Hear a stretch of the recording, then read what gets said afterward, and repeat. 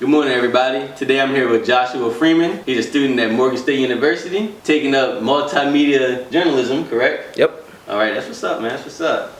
Senior, right? Yep, yes sir. That's what's up, man. Congratulations. I know you ready for that road in, huh? You ain't lying. So today we're going to talk about a touchy subject. We're going to talk about, the current race relations in the United States right now. I just wanted to get thoughts on it. I know you got some background history, growing up on the Eastern Shore along with myself. Mm-hmm. And over there it can get a little Yeah. get a little crazy, us colored folks. Right. So tell me what you think is going on right now, man, with the current race relations. Well, I think right now what you see going on in this country is a lack of empathy for one's life, a lack of understanding for one's situation, a lack of knowledge for what's really going on in the world. But what we see the most is an increase in fear within white America. I think when Barack Obama was elected and then re-elected, I think that's when the majority of white America said, okay, black progress is halted. We're gonna take this country back. And you saw that with the election of Donald Trump. Donald Trump openly ran a white supremacist, white nationalist campaign, and it spoke to many Americans that feared that this country will be less white and more black and brown, which really, in my opinion, isn't the case. To me, America is a white America. It will continue to be a white America even with the increase of black and brown people, unless we challenge this system that has always oppressed us since the first slaves were brought here in early 1600s. This is the same social, economic, oppressive system that took away Martin Luther King Jr., that took away Medgar Evers, that took away Paul Robeson, that took away Malcolm X, and they gave us Jim Crow. Before that, slavery. After Jim Crow, the war on drugs. Following that, mass incarceration. All of that, police brutality. Donald Trump, Hillary Clinton, and Barack Obama. This system will never stop thriving unless people of all races, colors, and creeds come together in solidarity, empathy, understanding, and knowledge, and we defeat this system together.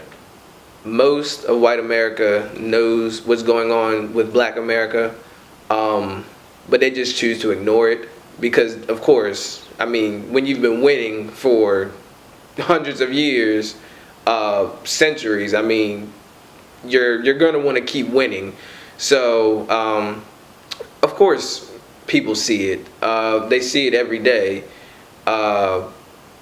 White people have friends that are black that they see them walk in the store and they see them get followed more so than them.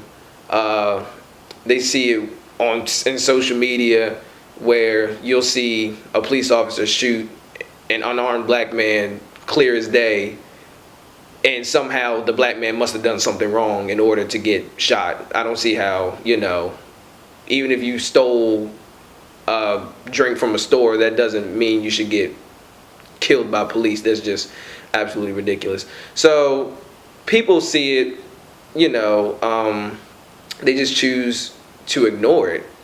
I applaud the white people that do see it.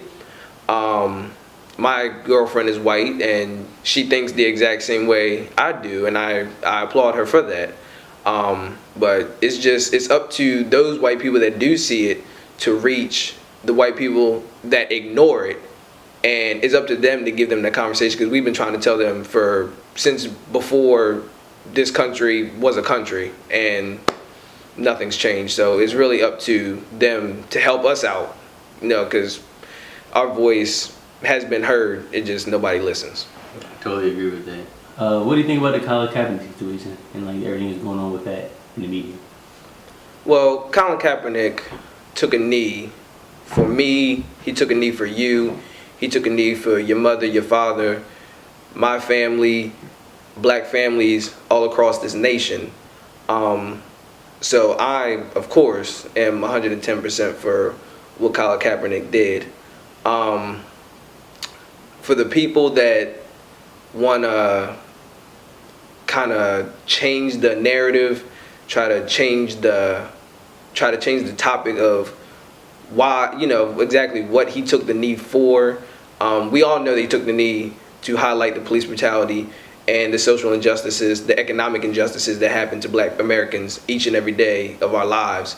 But people want to make it about the flag and, oh, he's protesting against veterans that fight for our country. And for the people that do that, mainly conservatives on the right wing, there's no other way for me to say it, but they must want us to be killed by police officers every day. They must be for the social and economic injustices that happen to us each and every day. There's just no other way to put it. You know why he took the knee, but you want to change it up to say, oh, he's protesting veterans. No, he's not.